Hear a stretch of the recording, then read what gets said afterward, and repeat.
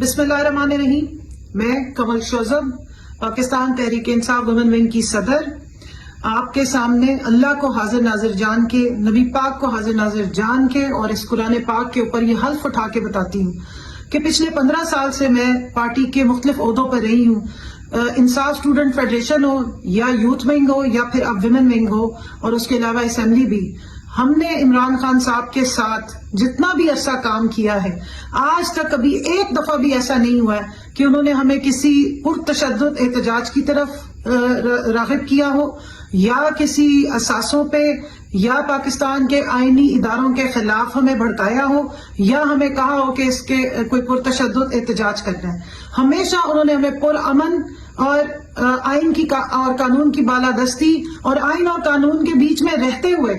اپنا جو قومی حق ہے، جو ہمارا آئینی حق ہے، اس کے مطابق پیسفل پروٹیسٹ کی ہمیشہ بات کی، اپنے حقوق کے لیے، عوام کے حقوق کے لیے جس کی ہم سٹرگل کر رہے ہیں. ہماری پوری تحریک کا نام ہی تحریک انصاف ہے. ہمارے لیڈر نے ہمیشہ ہمیں انصاف، خودداری اور انسانیت کا درس دیا. آج تک انہوں نے نہ کسی پاکستان کے اداروں کے خلاف ہمیں نفرت انگیز بات چیت کی ہے، نہ انہوں نے ہمیں اس طرح کی کوئی تربیت کی ہے، اور نہ 9 مئی سے پہلے نہ 9 مئی کے بعد کبھی اس قسم کی ترغیب دی ہے. تو میں اللہ کو حاضر ناظر جان کے یہ بیان دے رہی ہوں کہ اگر کبھی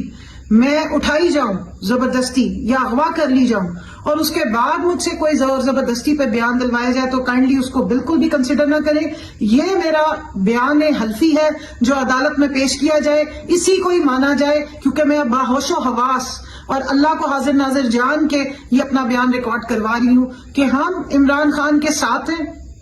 ہم اپنے ملک کی جدوجہد کے ساتھ ہیں،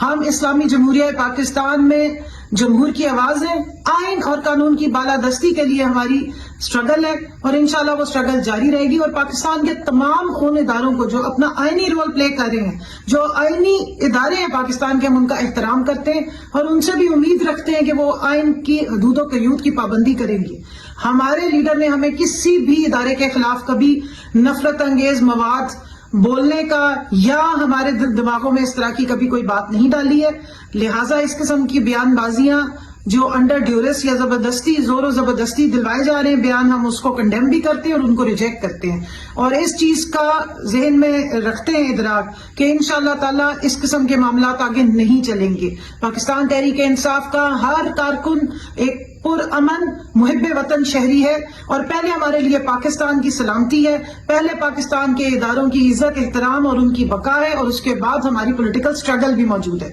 تو انشاءاللہ تعالی ہم اپنے لیڈر کے ساتھ کھڑے ہیں. ہمارا لیڈر مظلوم ہے، ہمارے لیڈر پہ بے بنیاد الزام تراشی کی جا رہی ہے، اور اس کو ہم کنڈیم بھی کرتے ہیں اور اس کو ہم ریجیکٹ بھی کرتے ہیں. ہمارے لیڈر پوری دنیا میں امن و امان قائم کرنے والا اور امن کی آواز اٹھانے والا لیڈر ہے. اور میں یہاں پہ ضرور یہ یاد کراتی چلوں کہ ہمارا لیڈر وہ لیڈر ہے جس کے پاس اسٹریٹ پاور ہے، جس کے 10-10 لاکھ 15-15 لاکھ کے جلسے آپ نے دیکھے ہیں. اگر انہوں نے کبھی خدا نخواستہ کوئی اٹیک کروانا ہوتا ہے یا کوئی انتہا انگیزی کروانی ہوتی تو اتنی پبلک سامنے کھڑی ہوتی ہے. 25 مئی کو بھی انہوں نے احتجاج کی کال ڈی چوک سے 200 میٹر دوری پر کال آف کر دیا تھا 26 مئی کی صبح،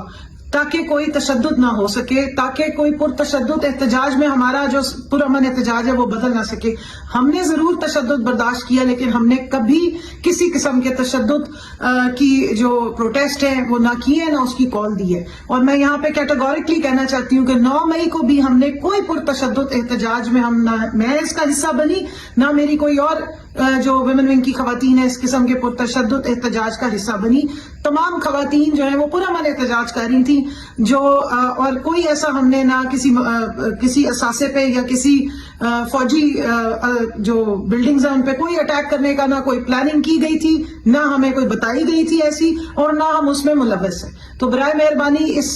ہمارے بیان کو ریکارڈ پر سمجھا جائے اور عدالت کے لیے بھی جب بھی ضرورت پڑے اسی بیان کو کنسیڈر کیا جائے. بہت بہت شکریہ. پاکستان زندہ باد، عمران خان زندہ باد، پی ٹی آئی زندہ باد، پاکستان کی فوج زندہ باد.